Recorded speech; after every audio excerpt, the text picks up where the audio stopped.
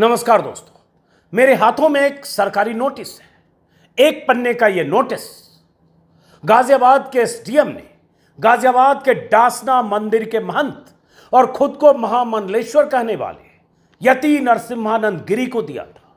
Notice भेजकर SDM ने कहा था कि आप जिस तरह से मुसलमानों के खिलाफ बयान देते हैं, पैगंबर के खिलाफ बयान देते हैं, उससे इलाके में शांति भंग होने की आशंका है। इसलिए क्यों ना आपके खिलाफ सीआरपीसी की धाराओं के तहत मुकदमा दर्ज किया जाए और क्यों ना 1 साल तक आप पर पाबंदी लगाई जाए। आप मेरी यानी एसडीएम की अदालत में 10 जून को हाजिर होकर अपना पक्ष रखें। एसडीएम ने यह नोटिस दिया 9 जून को। 10 जून की तारीख तय थी। यति नरसिम्हानंद को एसडीएम की अदालत में होना था, लेकिन हुआ क्या? एसडीएम साहब 3 दिन बाद यानी आज 13 जून को खुद चलकर यति नरसिम्हानंद के आश्रम में गए, मंदिर में गए और खुद वहां उनका बयान लिया। क्यों लिया? इसमें क्या है? एसडीएम ने और क्या चेतावनी दी? इसके पीछे एक और नोटिस 6 दिन पहले 7 दिन पहले यति नरसिम्हानंद को क्या दिया गया, यह बताने से पहले, और यति का गुनाह क्या है, और यह शख्स लगातार अपने बयानों से नफरत और जहर की खेती करता है, लेकिन सरकार की मजबूरी देखिए, प्रशासन की मजबूरी देखिए कि एसडीएम को खुद बयान लेने के लिए यति नरसिम्हानंद के आश्रम या मंदिर तक पहुंचना पड़ा और यति एसडीएम की अदालत में नहीं पहुंचा। अगर वो यति ना होता, अगर वो जावेद, नावेद, आफरीन, फातिमा, तो हो सकता है उसके मंदिर तक या उसके ठिकाने तक, उसके घर तक बुलडोजर पहुंचता, पुलिस पहुंचती, हथकड़ियां पहुंचती, सलाखें उसका इंतजार करती, या कोई और इंतजाम होता इस हुक्म-उदूली का कि एसडीएम कहे और वो शख्स ना पहुंचे, जिस शख्स पर जिसके बयानों की वजह से शांति भंग होने की आशंका हो। लेकिन वो यति है, पता नहीं सुरखाब के कौन से पर लगे हैं कि बार बार बयान देता है, बार बार शांति भंग करने जैसे भाषण देता है, लेकिन उसके बाद भी एसडीएम को नोटिस देकर भी इतना मजबूर होना पड़ता है कि उसके दरवाजे तक, उसके चौखट तक जाना पड़ता है। एसडीएम साहब गए, तस्वीर आप देख पा रहे हैं। एसडीएम साहब के साथ यति नरसिम्हानंद है, बगल में एक मुस्कुराती हुई महिला है, सब कुछ खुशनुमा सा माहौल है। पीछे एक सज्जन और दिख रहे हैं तस्वीर में, और यति नरसिम्हानंद एक पन्ने का ये बयान, जिस बयान की कॉपी भी मेरे पास है, एक पन्ने का ये बयान एसडीएम साहब को सौंप रहे हैं और एसडीएम साहब इस बयान को रिसीव कर रहे हैं। ऐसा लग रहा है जैसे कोई पीड़ित या कोई संत महंत अपनी कोई शिकायत या अपनी कोई समस्या का ज्ञापन एसडीएम साहब को दे रहा है और एसडीएम साहब ले रहे हैं, जबकि एसडीएम साहब उस शख्स का बयान ले रहे हैं, उसके ठिकाने पर जाकर, जिस शख्स के बयानों की वजह से शांति भंग होने का खतरा हो और जिसे बार बार नोटिस दिया जा चुका हो, जो सलाखों के पीछे रह चुका हो। मजबूरी एसडीएम की क्या थी कि एसडीएम साहब ने बयान भी लिया। बयान में क्या कहा? यति ने अपने बयानों को जस्टिफाई किया और एसडीएम साहब तस्वीर में जो दिख रहे हैं टीका लगाए हुए हैं। हो सकता है उनकी धार्मिक भावना हो, आस्था भी जुड़ी हो, चरण स्पर्श करके आशीर्वाद भी लिया होगा। लेकिन ऐसी मजबूरी क्या थी और ऐसा क्या हुआ और ऐसा क्यों जाना पड़ा? कौन है यति के ऊपर? कौन है यति के पीछे? कौन है ऐसा जो यति को इतना बेलगाम बनाता है कि यति कानून की परवाह नहीं करता है, कायदे की परवाह नहीं करता है, सुप्रीम कोर्ट के खिलाफ बयान देता है, अदालतों के खिलाफ बयान देता है, संविधान के खिलाफ बयान देता है, मुसलमान से लेकर पैगंबर के खिलाफ बयान देता है, एक बार नहीं बार बार देता है, मंचों से देता है, भाषणों में देता है, हिंदू धर्म संसदों में देता है। उसके बाद भी एसडीएम चलकर बयान दर्ज करने के लिए उसके पास जाते हैं। वो एसडीएम जो पहले नोटिस भेजकर 9 जून को कहते हैं, क्या कहते हैं सुनिए, और यति ने क्या कहा है वो भी सुनिए, और जरा सोचिएगा कि अगर वो महताब, आफ्ताब, सलमान, सलीम, जफर या ऐसा कोई होता तो उसके साथ सरकार, सिस्टम, एसडीएम, एसपी क्या सलूक करते और कैसा सलूक किया जा रहा है। आपने सहारनपुर में देखा है कि 2 दर्जन वो लोग जो पुलिस हिरासत में थे, जिनका गुनाह अभी साबित नहीं हुआ, अदालत में चार्जेज फ्रेम नहीं हुए, पुलिस ने चार्जशीट किया नहीं, गवाही हुई नहीं, सबूत पेश हुआ नहीं, लेकिन उनकी जबरदस्त पिटाई हुई और सार्वजनिक तौर पर उस पिटाई का वीडियो बनाकर पुलिस ने जारी कर दिया, क्योंकि वो मुस्लिम थे, वो यति नहीं था। यति हर बार अति करता है, लेकिन उसका कुछ बिगड़ता नहीं है। एसडीओ को खुद उसके दरवाजे तक, उसकी चौखट तक जाना पड़ता है। एसडीओ साहब ने कहा था, 9 जून का ये नोटिस है, 9 जून के नोटिस में एसडीओ साहब ने कहा था कि आपको धारा 111 दंड प्रक्रिया संहिता के तहत ये नोटिस दिया जा रहा है। इस नोटिस में एसडीओ साहब ने लिखा, नाम पता देते हुए, कि इस्लाम धर्म के संस्थापक पैगंबर मोहम्मद साहब और पैगंबर मोहम्मद साहब और आयशा के 6 वर्ष की आयु में निकाह के संबंध में एवं मुसलमानों को अपराधियों का झुंड बताए जाने के संबंध में की गई आपत्तिजनक टिप्पणी सोशल मीडिया से की गई है, जिसके लिए रिपोर्ट अंकित है, जिससे क्षेत्र में तनाव उत्पन्न और शांति भंग होने का अंदेशा है। थानाध्यक्ष की रिपोर्ट में इस बात के लिए पर्याप्त आधार है कि आपके विरुद्ध सीआरपीसी की धारा 107 और 116 के तहत कार्रवाई की जाए, आगे एसडीएम साहब ने लिखा।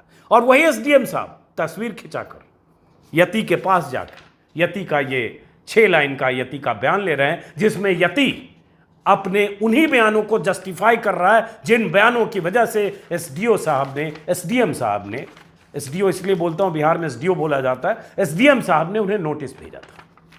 इसी नोटिस में एसडीएम साहब ने आगे लिखा कि अतः मैं विनय कुमार सिंह, उप जिला मजिस्ट्रेट गाजियाबाद, आपसे अपेक्षा करता हूं कि आप स्वयं मेरे न्यायालय में दिनांक 10 जून को, 10/6/2022 को प्रातः 10 बजे, समय भी तारीख भी दोनों मुकर्रर, उपस्थित होकर कारण बताएं कि क्यों ना आपको 1 वर्ष तक शांति रखने के लिए पाबंद करके व्यक्तिगत बॉन्ड, पर्सनल बॉन्ड 10 लाख रुपए तथा इतनी ही धनराशि के 2 विश्वसनीय जमानत दाखिल कराई जाए। उप जिला मजिस्ट्रेट। 9 जून का नोटिस, 10 जून को एसडीएम की अदालत में हाजिर होने का आदेश, वक्त सुबह 10 बजे। लेकिन यति गया नहीं, क्योंकि यति को पता है कि वो अति भी करेगा, उसका कोई बिगाड़ नहीं सकता।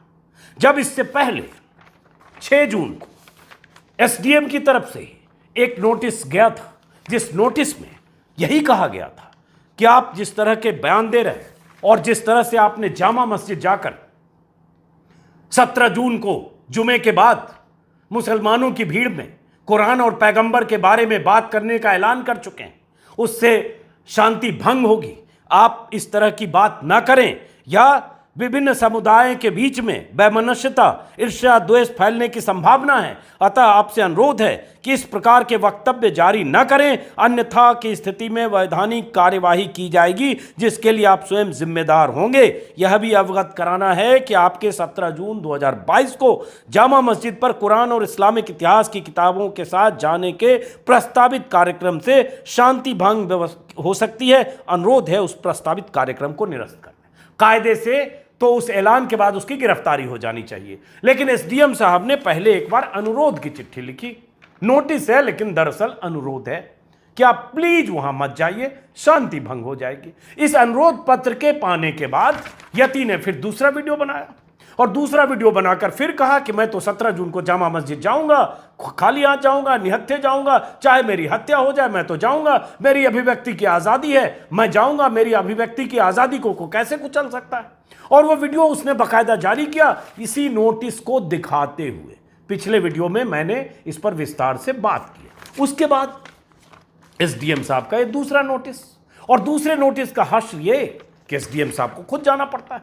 कहा यह जा रहा है कि चूंकि 144 धारा लागू है, और यति ने कहा था प्रशासन को कि 12 जून को, यति ने कहा था कि सोमवार को, आज सोमवार सुबह एसडीएम कोर्ट में कुरान लेकर पेश होने की उसने बात की थी, और लगा कि इससे माहौल खराब हो सकता है, तूल पकड़ सकती है, जो भास्कर में देख रहा हूं, दैनिक भास्कर की स्टोरी। तो इसलिए एसडीएम साहब ने सोचा सोमवार की सुबह यानी आज सुबह खुद डासना मंदिर पहुंच जाए। अरे भाई, जिसको आप नोटिस भेजेंगे उसको ताकीद होगी कि आपको आना है, आपको बयान दर्ज करने आना है, आपको अपने समर्थकों के साथ, अपने हुजूम के साथ नहीं आना है। 144 कैसे लागू करवाते हैं? आज राहुल गांधी को कहीं जाना था ईडी की पेशी में, तो आपने कई राज्यों के मुख्यमंत्रियों को नहीं जाने दिया। धक्का मुक्की की नौबत थी, छत्तीसगढ़ के मुख्यमंत्री हो चाहे राजस्थान के मुख्यमंत्री हो, नहीं जाने दिया ना।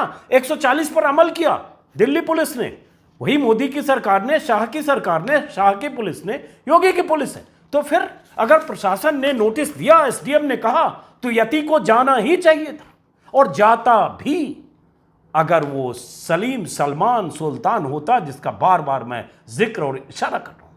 लेकिन उसे पता है कि उसका कुछ बिगड़ेगा नहीं, इस सरकार में, इस सत्ता में, इस दौर में उसका कुछ बिगड़ेगा नहीं, इसलिए वो नहीं गया। एसडीएम साहब गए क्योंकि आशंका थी माहौल खराब हो सकता है। आखिर यति क्या चीज है? आखिर क्या ऐसी बात है कि वो हुक्मदुली करता है? हुक्मदुली मतलब सरकार के नोटिस की परवाह नहीं करता है, और उसके बाद एसडीएम जाते हैं, अच्छी सी तस्वीर खिंचाते हैं, इसको फोटो अपॉर्चुनिटी बोलते हैं। अच्छी सी तस्वीर खिंचाते हैं या खिंची जाती है, वो तस्वीर सोशल मीडिया पर या वेबसाइट पर आती है। एसडीएम साहब मुस्कुराते हुए एक पन्ने का ये बयान लेते हैं, और बयान में क्या कहता है? थी वही बातें जो वो कहता रहा है, वही बातें जो नफरती बातें हैं, वही बातें जो इस्लाम और मुसलमान के खिलाफ है। इसमें क्या कहा है, और उसके बाद इसमें जो कहा है यति ने, वो बताने से पहले योगी आदित्यनाथ के आपने कम से कम दर्जन भर ट्वीट्स बीते 3 दिनों में, चैनलों पर बयान, जिसमें वो कह रहे हैं कोई भी हो शांति भंग जो करेगा उसे बख्शा नहीं जाएगा। लेकिन किसे बख्शा नहीं जाएगा?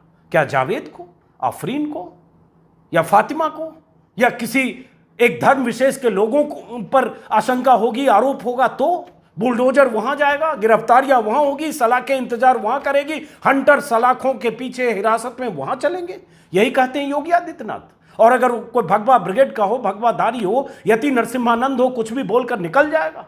वो खुलेआम डंके की चोट पर नुपुर शर्मा की वकालत करते हुए कहेगा कि कुछ कायर और कौ से गाली देते हुए इस किस्म के नेता इस्लाम की गुलामी कर रहे हैं, उसका कुछ नहीं बिगड़ेगा। और एसडीएम को उसके यहां जाकर वो नोट लेकर आना पड़ेगा, वो बयान लेकर आना पड़ेगा, जो बयान नहीं दरअसल जस्टिफिकेशन है। उसी बात को दोहराकर फिर कह रहा है बयान में। कर क्या है इस बयान में? इस बयान में यति ने कहा है, इस बयान में 13 तारीख का बयान है, नीचे यति नरसिम्हानंद गिरी का दस्तखत है, 13/6/2022, रिसीव्ड एसडीएम 13/6/2022। इस बयान में उसने कहा है, यति नरसिम्हानंद गिरी शपथ पूर्वक कहता हूं कि नुपुर शर्मा ने टीवी डिबेट में जो कहा मुसलमानों की अपनी किताब में लिखा हुआ है, जिसका प्रमाण यूट्यूब पर बड़ी संख्या में मौजूद है। मतलब जिस नुपुर शर्मा ने पैगंबर मोहम्मद का अपमान किया, जिसके खिलाफ पूरी दुनिया में माहौल बना, जिसे बीजेपी ने निकाल बाहर किया, जिसे सरकार ने फ्रिंज एलिमेंट कह दिया, उस नुपुर शर्मा की वकालत करता हुआ आगे क्या कहता है अपने बयान में? यति नरसिम्हानंद कहता है कि अपनी किताबों में लिखी हुई बातों के लिए देश को दंगों में झोंकने वाले और हत्या और बलात्कार का आह्वान करने वाले संपूर्ण मानवता के दोषी हैं। उन्हें कठोर दंड न मिलना वास्तव में न्याय की हत्या होगी। आज सत्य और न्याय की मांग है कि इस्लाम और मोहम्मद पर लिखी विश्वव्यापी बहस हो, ताकि मोहम्मद पर एक विश्वव्यापी बहस हो, ताकि संपूर्ण विश्व इस्लाम और मोहम्मद को अच्छी तरह से समझ सके। इसकी भाषा देखिए, अपमानजनक भाषा।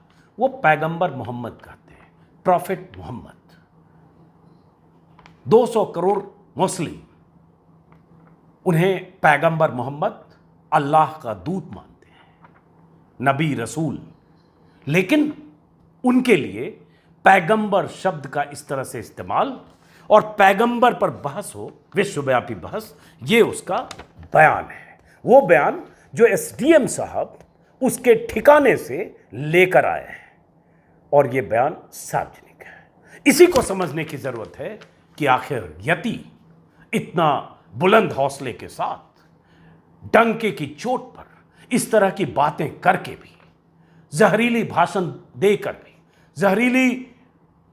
जहरीले बयान देकर भी, हिंदुओं को उकसाने के बयान बार बार देकर भी, नरसंहार की बात करके भी, मरने मारने की बात करके भी, सुप्रीम कोर्ट के खिलाफ बयान देकर भी, संविधान में आस्था न व्यक्त करके भी, सबको ललकार कर भी, ऐसे खुलेआम अपने मठ में या अपने मंदिर में है और एसडीएम की मजबूरी है कि उसी के दरवाजे पर जाना है। एसडीएम की अदालत में यति तो नहीं आया, क्या वजह है, यह सोचने की जरूरत है। और अगर इस पर सवाल उठता है तो यह सवाल वाजिब है कि इस दौर में योगी मोदी की सत्ता में एक धर्म विशेष के लोग टारगेट पर होते हैं, और अगर एक धर्म विशेष के लोगों पर आरोप लगता है, उनकी गिरफ्तारी होने में घंटों नहीं लगते हैं।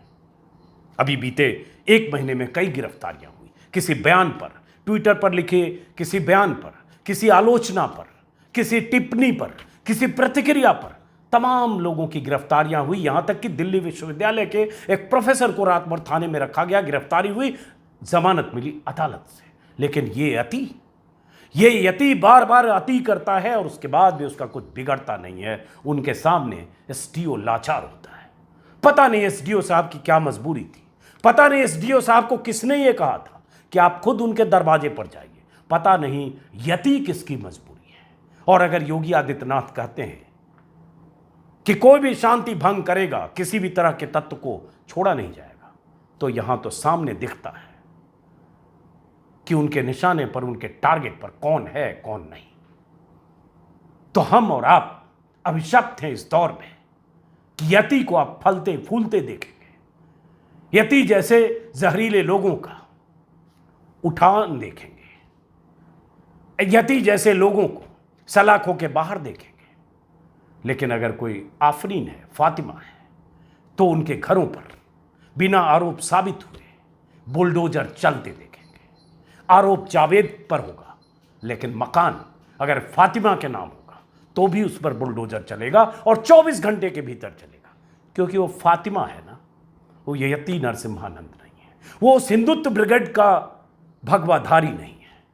इस देश का कानून, इस देश का संविधान कहने के लिए सबके लिए बराबर है, लेकिन जो हो रहा है वो दिख रहा है, वो सामने है। किस तरह का बयान देकर अपने जहरीले विचार को जस्टिफाई करके भी वो उसी तरह से आज़ाद है, बिंदास है, बेफिक्र है। किसी भी सलाखें, किसी तरह की सलाखों ने उसे अपने भीतर अभी तक नहीं समेटा है। फिलहाल इस वीडियो को ख़त्म करते हैं दोस्तों, फिर मुलाकात होगी। नमस्कार।